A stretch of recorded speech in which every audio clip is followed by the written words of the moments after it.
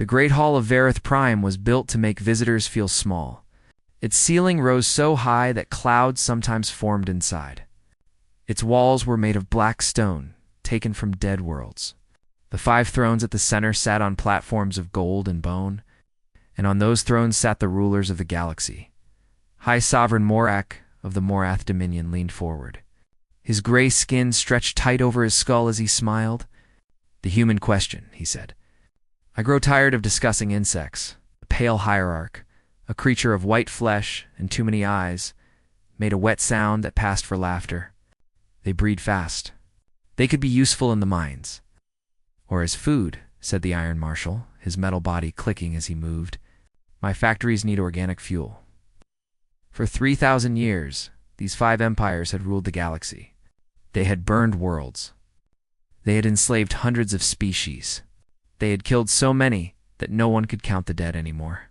And they had done all of this because no one could stop them. Earth was a small problem. A tiny blue world on the edge of known space. 200 years ago, a Morath scout ship had found it and reported back. Primitive species, basic technology, no threat.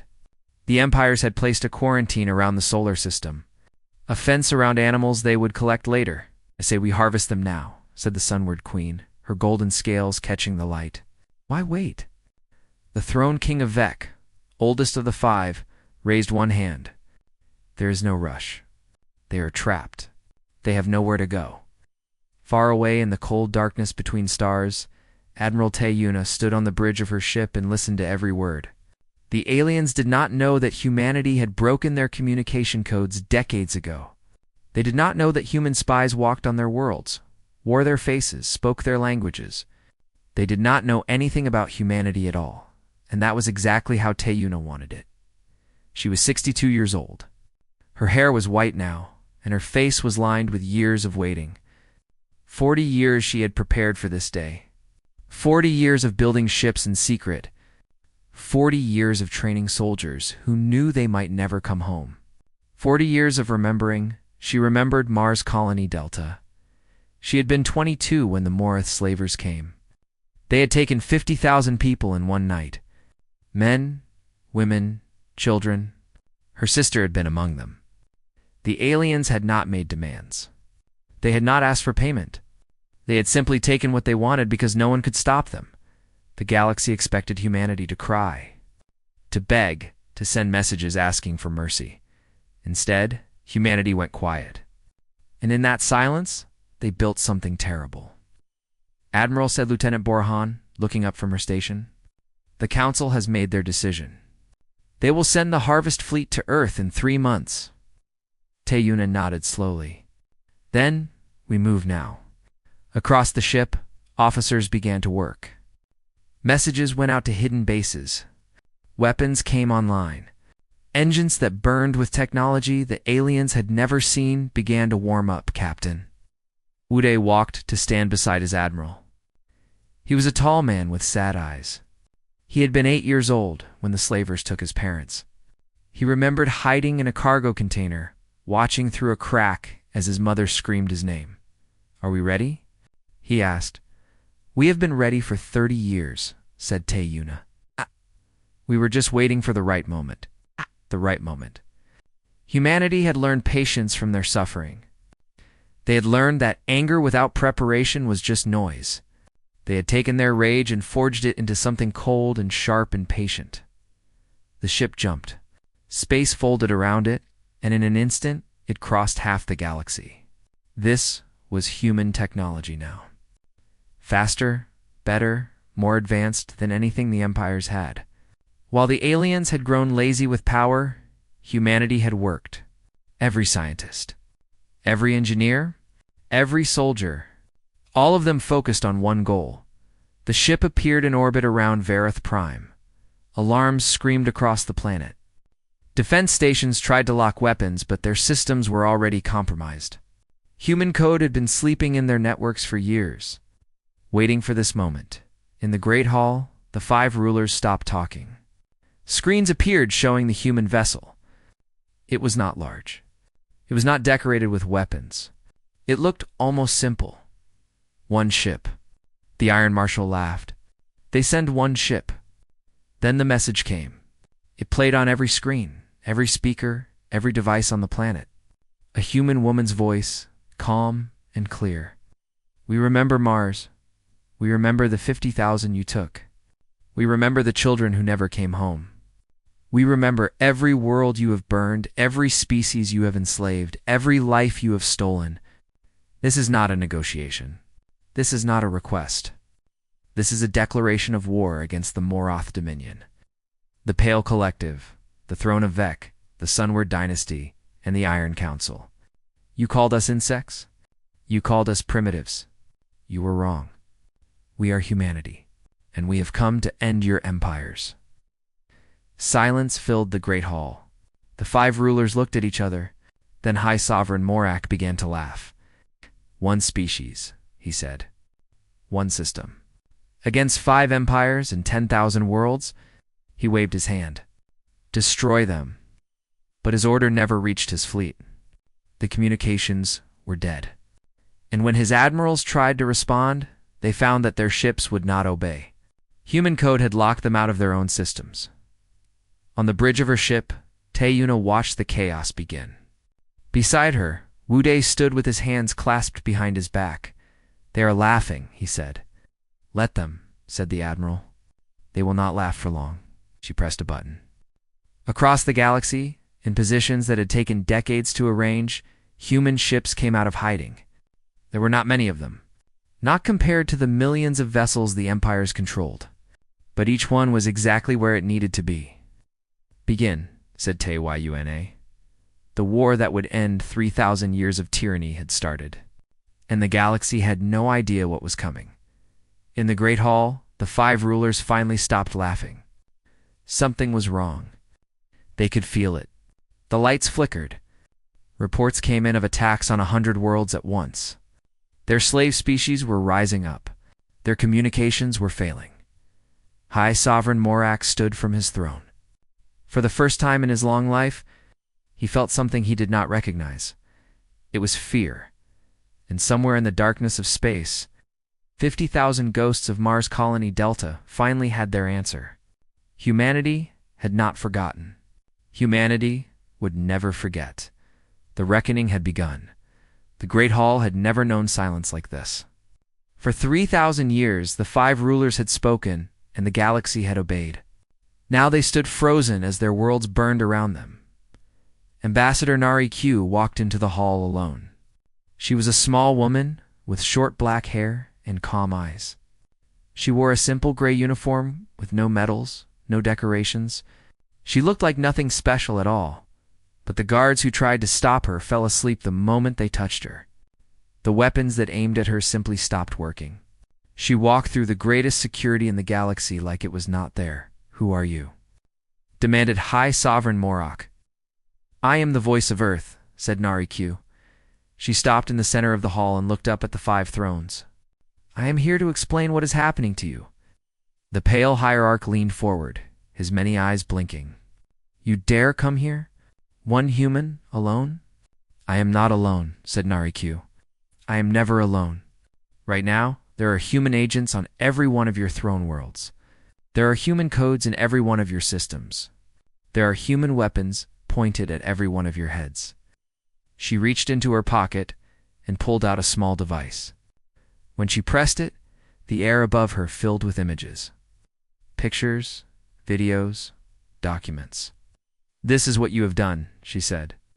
Mars Colony Delta, 50,000 taken. Kepler Station, 12,000 killed. The Mercury Outpost, 3,000 children sold to the Pale Collective for labor. The images kept coming. Faces, names, dates. Every crime the empires had committed against humanity. Recorded and preserved. You thought we would forget, said Nari Q. You thought we were too weak to remember. But we remembered everything. Every name. Every face. Every child who never came home. The Iron Marshal stood from his throne. His metal body was 7 feet tall and built for war. Enough of this. Kill her! He fired his arm cannon. The blast should have turned Nari Q to ash. Instead, it stopped in the air, held by a shield that glowed soft blue. "Human technology," said Nari Q. "We learned from what you left behind. Your crashed ships, your broken weapons, your careless garbage. We took it all and made it better. While you grew fat and lazy, we worked. Every day, every year, for 200 years, the Sunward Queen hissed, 'You cannot fight us. We have millions of ships, billions of soldiers. You have one system,' yes," said Nari Q. "One system. But we do not need to match your numbers. We only need to break your systems." She pressed another button. Across the galaxy, things began to happen. On Morith Prime, the slave collars stopped working. Millions of enslaved people suddenly found themselves free.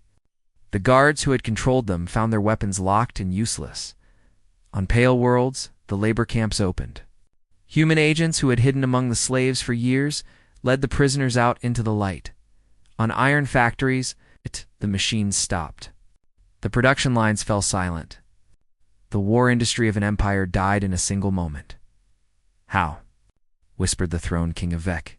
He was the oldest of the rulers, and he understood first. "How long have you been planning this?" "Since the day you took our people," said Nari Q. "Since the day you showed us what you truly were. We knew then that we could not live in a galaxy with empires like yours. So we decided to remove you." Fleet Master Vorith of the Pale Collective was watching his command screen. His face, already pale, went white as bone. "The quarantine fleet," he said. "It is gone." "Yes," said Nari Q. 17 minutes. That is how long it took us to destroy every ship you placed around our home. You thought that fleet would keep us trapped? Instead, it was our first target." The 5 rulers looked at each other. For the first time, they saw fear in each other's eyes. High Sovereign Morak tried to speak with strength. "We will unite. 5 empires against 1 world." "You cannot win. You will not unite," said Nari Q. "You have never trusted each other. You have spent 3,000 years fighting over scraps of power. Do you think that will change now? In your moment of fear?" She was right. Already, the Iron Marshal was looking at the others with suspicion. The Sunward Queen was calculating which empire to betray first. The Pale Hierarch was planning his escape. "There is something else," said Nari Q. She raised her voice, and it carried to every corner of the hall. "This message is not just for you. It is for everyone who can hear it." The screens in the hall changed. Now they showed the broadcast going out to every inhabited world in the galaxy. Billions of beings were watching. Trillions. Every slave. Every servant. Every crushed and broken species that had suffered under the empires. "To the enslaved," said Nari Q, "the conquered, to those who have lost everything and have nothing left to lose. We are humanity. We were weak once, like you. We were hunted like you. We were taken and sold and killed like you. But we did not break. We waited, we prepared, and now we fight." She paused. Her calm eyes showed something then. A fire that had burned for 200 years. "Rise," she said. "Rise now. Fight with us or fight alone, but fight. Your chains are breaking. Your masters are falling. This is your moment. Take it. Take your freedom. Take your future. We will stand with you." Across the galaxy, something changed. On 1,000 worlds, slaves looked up from their work. Soldiers who had served the empires their whole lives put down their weapons. Species that had been enemies for centuries saw each other with new eyes. Nari Q looked back at the 5 rulers. "This is not a war for territory. This is not a war for resources. This is a war for the soul of this galaxy, and you have already lost." She pressed the device on her wrist. Lights surrounded her, and she vanished. The teleportation technology was instant, perfect, completely beyond anything the empires had developed. The 5 rulers stood alone in their great hall. Outside, they could hear explosions, alarms, screaming. Asked the Sunward Queen. No one answered. For the first time in 3,000 years, the masters of the galaxy had no plan. They had built their power on fear and cruelty. Now someone had come who did not fear them at all. In the darkness of space, the human fleet moved. Admiral Tayuna stood on her bridge and watched the reports come in. The quarantine fleet was gone. The first strikes had succeeded. The slave rebellions were spreading faster than expected. Captain Wude stood beside her. "The empires will try to unite," he said. "They will try," agreed Tayuna. "We know them too well. We have watched them for 200 years. We know every weakness, every hatred, every secret." She looked at the stars. Somewhere out there, the ghosts of Mars were watching. "The war has begun," she said. "Now we show them what humanity can do." Across the galaxy, the enslaved finally dared to hope. The Crimson Nebula was beautiful. Red and gold clouds of gas stretched across light years, glowing with the light of young stars. For centuries, it had been a place of peace. No empire claimed it. No wars touched it. That changed on the 42nd day of the war. High Sovereign. Morak had gathered the largest fleet in Morath history. 400,000 warships. Enough firepower to burn 100 worlds. He stood on the bridge of his flagship and smiled. The humans had won their early battles through tricks and surprise. Now they would face real power. "There," said his admiral, pointing at the sensors. 12,000 human ships. Morak laughed. 12,000 against 400,000. They are brave, I will give them that. But brave and dead are often the same thing. The human fleet waited at the edge of the nebula. They did not run. They did not hide. They simply waited. Commander Hunji stood on the bridge of his cruiser, the Silent Thunder. He was a thin man with quick eyes and a mind that never stopped calculating. They called him the Ghost because his fleet appeared without warning and vanished without trace. "Are coming," said his second. "Officer, good," said Hyunji. "Let them come." The Morath fleet advanced in perfect formation. Their ships were massive, built for intimidation as much as war. Each one carried enough weapons to devastate a continent. Together they could have conquered most species in ours, but humans were not most species. "Deploy the singularity mines," ordered Hyunji. Small pods shot out from the human ships. They looked like nothing special, just tiny metal objects drifting in space. The Morath did not even notice them. Then the pods activated, space itself twisted. Points of absolute darkness appeared throughout the Morath fleet. Each one was a micro-black hole, lasting only seconds, but those seconds were enough. Ships were torn apart. Some were crushed into nothing. Others collided as they tried to escape the gravity wells. In the first 5 minutes, the Morath lost 60,000 ships. Morak screamed orders. His admirals tried to reorganize, but the human fleet was already moving. They did not fight like the empires expected. They did not form lines and exchange fire. They struck and vanished. They appeared behind the Morath formation, fired and disappeared into the nebula. "Where are they?" demanded Morak. "Find them." But the nebula worked against him. The gas clouds hid the human ships. Their engines ran cold, invisible to sensors. And whenever the Morath sent ships to search, those ships did not come back. The battle lasted for hours. When it ended, the Morath had lost 240,000 ships. The humans had lost 800. Hyunji watched the survivors flee. He did not chase them. That was not the plan. "Send the recording to every world," he ordered. "Let the galaxy see what happened here." Across the stars, the video spread.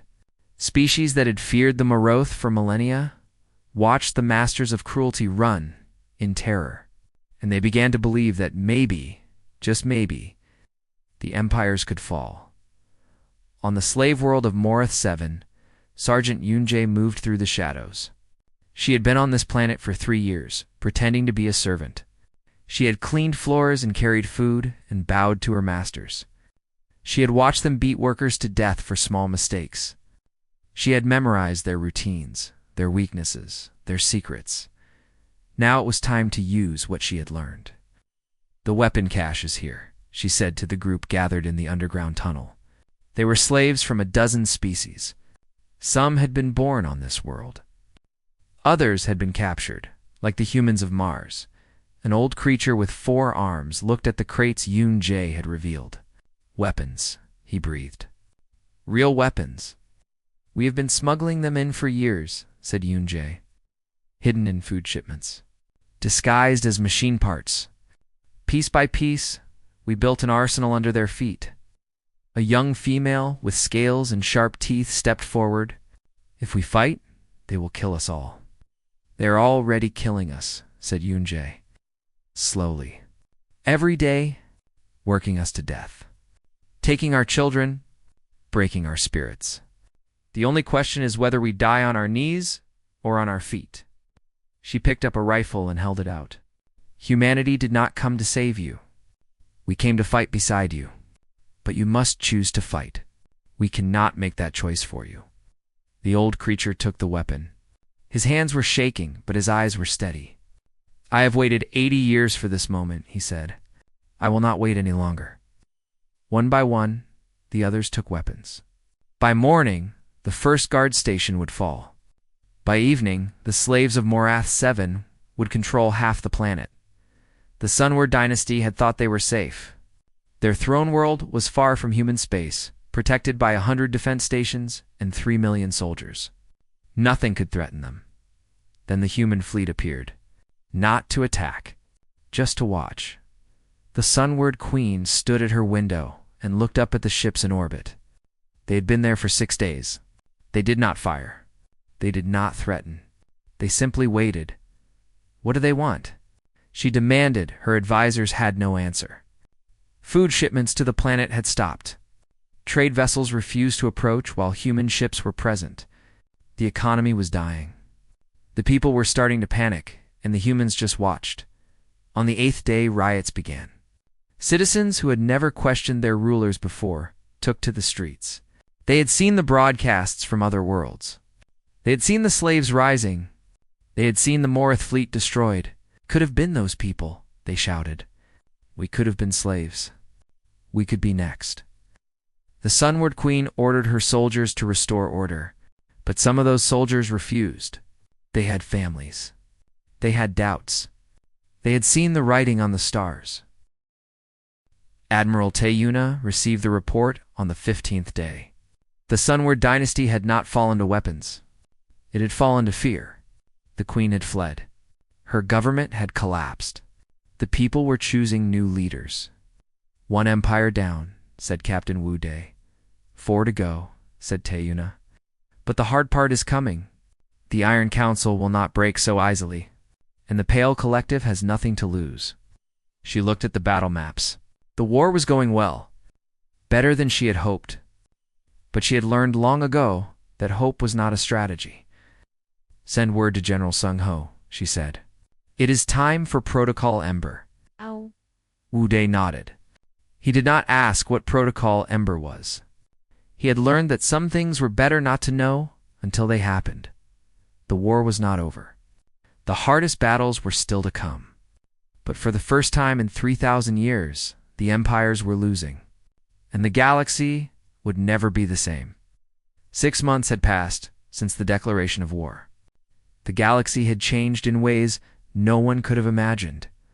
The Sunward Dynasty was gone. The Morath Dominion was burning. The Iron Council was fighting for survival. And the Pale Collective was about to fall. Director Mina Yun stood in the war room on Earth and studied the maps. She was the head of human intelligence, the architect of what they called Operation Long Memory. For 40 years, she had placed agents on alien worlds. She had built networks of spies and informants. She had turned the Empire's own slaves into weapons. Now all of that work was paying off. "The Pale Hierarch has retreated to his inner palace," reported one of her officers. "Our sources say he is planning something, some kind of final weapon." Mina Yun nodded. She had expected this. Tyrants never surrendered quietly. They always tried to take everyone with them. "Do we know what kind of weapon?" she asked. "Planet killer. Something that can destroy worlds from across the galaxy. He has been building it in secret for centuries." "And his target?" The officer hesitated. "Earth." The room went quiet. Mina Yun did not react. She had planned for this too. Send word to team members, she said. They know what to do. On Pale Prime, the heart of the Pale Collective, a group of humans moved through the underground tunnels. They had been on this world for 5 years. They had learned the language, the customs, the technology. They had become invisible. Their leader was a woman named Sora Jin. She had volunteered for this mission knowing she might never see Earth again. Her parents had been taken in the Mars raid. She had been 2 years old, too young to remember their faces, but she remembered the stories. She remembered the hate. The weapon control center is ahead, whispered one of her team. Security, asked Sora Jin. 12 guards. Standard rotation. Human engineering, alien materials. It would not set off any sensors. We take them quietly. No alarms. No warnings. They moved like shadows. The guards never saw them coming. Within 3 minutes, the control center was theirs. Sora Jin looked at the screens. The planet killer was real. It was already charging. In 6 hours, it would fire. Earth would become dust. Can we shut it down? Asked her second. No, the system is locked to the Hierarch's personal code. Sora Jin smiled, but there was no warmth in it.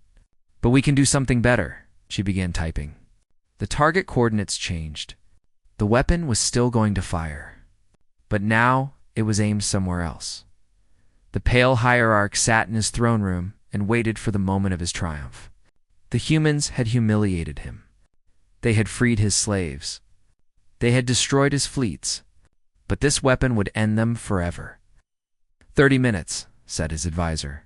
Then Earth dies. The Hierarch smiled. He could almost taste the victory. The humans thought they were so clever. They thought they had one. But he had been building empires before their species learned to walk upright. He knew how to survive. The weapon fired. The Hierarch watched the energy beam streak across space. It moved faster than light, faster than any message or warning. Nothing could stop it. But something was wrong.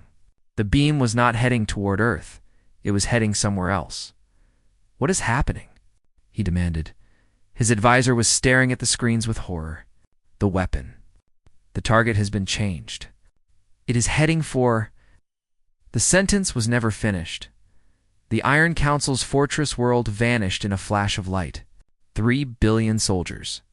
The greatest military force the galaxy had ever known. Gone in an instant, and the Pale Hierarch realized what had happened. The humans had not stopped his weapon. They had used it against his allies. He whispered. No, this is not possible. But it was possible. It was happening. And now the Iron Council was gone, and the Pale Collective stood alone against humanity. The rebellion came from inside. The slaves who served in the palace, the workers who maintained the machines, the servants who had been invisible for centuries. They had been waiting for this moment. The Hierarch tried to flee, but there was nowhere to go. His ships were destroyed. His guards were dead. His empire was falling apart around him. So, he found him in a hidden chamber, trying to activate an escape pod. He looked up at her with his many eyes, and for the first time, he looked old, weak, afraid. You will not kill me, he said. You need me. I have information. Secrets. I can help you. We do not need your information. We have had agents in your palace for 20 years. We already know all your secrets. Then what do you want? Justice, said Sora Jin. You will stand trial. Every species you enslaved will watch. Every crime will be counted. And then you will face the judgment of those you hurt, she signaled her team. They took the Hierarch away. He did not fight. He did not have the strength left. On Morith Prime, High Sovereign Morak made his final stand. His palace was surrounded by rebel forces and human troops. His fleet was gone. His armies had surrendered. But he refused to give up. I am a god, he screamed at the walls. I am the ruler of 1,000 worlds. I will not bow to insects. Captain Wude led the assault team through the palace gates. He had waited 34 years for this moment. 34 years since his parents were taken. 34 years of training and planning and hoping they found Morak in his throne room. He was alone. His guards had fled. His servants had turned against him. He sat on his throne like a statue, unable to believe that his world had ended. "Kill me," he said to Wu Dai. "No," said Wu Dai. "No," said Wu Dai. "You do not deserve that honor. You will face trial. You will hear the names of everyone you killed. And you will know that your empire died not because you were defeated in battle, but because you were too cruel, too stupid, and too arrogant to see what was coming." He signaled his soldiers. They took Morak away. Admiral Tayuna received the reports one by one. The Pale Collective had fallen. The Morith Dominion had surrendered. The Iron Council was destroyed. The Sunward Dynasty had collapsed. The Throne of Vec had negotiated peace. 5 empires, 3,000 years of tyranny, ended in 6 months. She stood at the window of her flagship and looked at the stars. Somewhere out there, the ghosts of Mars were finally at rest. "What now?" asked Wu Dai. "Now comes the hard part," said Tayuna. "Winning the war was easy. Building peace will be much harder. We destroyed empires. Now we must help build something better." She turned away from the window. There was still so much work to do. But for the first time in 200 years, humanity could look at the galaxy without fear. The empires were gone, and the future was waiting to be written. 1 year had passed since humanity declared war on the galaxy. The 5 great empires were gone. Their rulers were in chains. Their armies were scattered. Their slaves were free. But freedom, humanity learned, was only the beginning. The trials were held on a neutral world called New Dawn. It was a small planet that had never belonged to any empire, chosen because it carried no history of conquest or pain. Representatives from 300 species came to watch. They came from worlds that had been enslaved for centuries. They came from places that had lost everything to the empires. They came to see justice done. High Sovereign Morak stood before the court. He was old now, older than he had ever seemed on his throne. Without his power, he was just a tired creature with gray skin and empty eyes. The charges were read. It took 7 days. 7 days of names. 7 days of crimes. 7 days of evidence that could not be denied. When it was over, Morak was asked if he had anything to say. "You think you have one?" he said. "But you have only created chaos. Without the empires, the galaxy will fall into war. Species will fight each other. Worlds will burn. You will miss us when we are gone." Ambassador Narration rose from her seat. She had been appointed to speak for humanity at the trials. Her voice was calm, as it always was. "You are wrong," she said. "The chaos you describe is what existed under your rule. Wars that you started. Suffering that you caused. Pain that you profited from. We do not fear the future. We choose to build it. Together. With all the species you enslaved." Morak was found guilty. He would spend the rest of his life on a prison world watched by those he had once enslaved. Death would have been easier. That was why they did not give it to him. The other rulers faced similar fates. The Pale Hierarch, the Sunward Queen, the Iron Marshal, or what was left of him after his council's destruction. The Throne King of Vec, who had tried to negotiate at the end, was treated more gently. He had helped humanity in secret for years. Prince Sorath of Vec, his grandson, had been a spy for Earth since he was 17 years old. "Why did you betray your own empire?" Narration asked the prince during a quiet moment after the trials. Sorath looked at her with eyes that had seen too much. "Because I read the histories," he said. "The real histories, not the ones the empires taught. I saw what we had done, the blood on our hands. I knew that if something did not change, we would destroy everything, including ourselves. When humanity came, I saw a chance to break the cycle, to become something better than what we were. The Free Worlds Compact was formed 3 months after the trials. It was not an empire. It was not a government. It was an agreement. A promise between species that they would never again allow tyranny to rule the stars. Humanity was offered the leadership. They refused. "We did not fight to become the next empire," said Admiral Tayuna. "We fought to end empires. The future belongs to all species equally. We will not take what we destroyed others for having. It was a hard decision. Many humans wanted power. They had won the war. They had earned the right to rule. But Te Yuna and the other leaders held firm. Power corrupts, she told the Council of Worlds. We saw that with the 5 empires. They started as liberators too, thousands of years ago. They became tyrants because power changed them. We will not make the same mistake. Instead, humanity offered something different. Technology, knowledge, training. They helped rebuild the worlds that had been damaged. They shared the advances they had made during their years of hiding. They taught other species to defend themselves. Never again became the motto of the compact. Never again will any species be enslaved. Never again will tyrants rule. Never again will the strong crush the weak. On Mars, in the rebuilt colony Delta, a new city rose from the ashes. They called it Memory. Captain Wude stood at its center, looking at the monument that had been built there. The monument was simple. A wall of black stone with 50,000 names carved into it. The names of everyone who had been taken in the raid 35 years ago. Wude's parents were there. His neighbors. His teachers. His friends. They did not die for nothing, said a voice beside him. He turned to find Admiral Te Yuna standing there. She had retired from military service after the war. She was just Yuna now, a citizen of Earth like anyone else. I still dream about them, said Wude. I still see my mother reaching for me. I still hear my father telling me to hide. Good, said Yuna. I never stop remembering.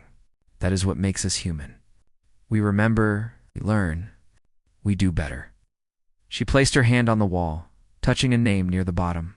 Her sister, Yunami, taken at age 19. Never seen again? I used to want revenge, said Yuna. I wanted to burn their worlds, to make them suffer the way we suffered, but that would have made us like them. The victory we won was better. We did not become monsters. We stayed human, Uday nodded. He understood. The war had been about more than defeating enemies. It had been about proving that there was a better way. That power did not have to corrupt. That strength could be used for good. On 1,000 worlds, monuments like this one were being built. Each species remembered its own dead. Each species honored its own heroes. And each species looked to the future with hope instead of fear. Lieutenant Bora Han had been promoted after the war. She now led Earth's Galactic Intelligence Division. But it was different work now. Instead of preparing for war, they watched for threats. They monitored the dark corners of the galaxy where new tyrants might rise. They made sure that what happened once would never happen again. The galaxy is still dangerous, she told her staff. There will always be those who want power. Our job is to see them coming, to stop them before they become the next empire. The final broadcast came from Earth 1 year after the declaration of war. It was sent to every world in the compact, translated into every language. Admiral Te Yuna spoke the words herself. Standing on the same bridge where she had begun the war, "We did not come to rule," she said. "We came to remind the universe of something it had forgotten. That cruelty has consequences. That tyranny ends. That even the smallest world can shake the stars. We are humanity. We remember everything. The pain, the loss, the hope we will always remember. And we will always be watching. Not as conquerors. Not as masters. But as friends. As allies. As the people who believe that the galaxy can be better." She paused, and when she spoke again, her voice was soft. "To the 50,000 of Mars, to all those who suffered under the empires, we kept our promise.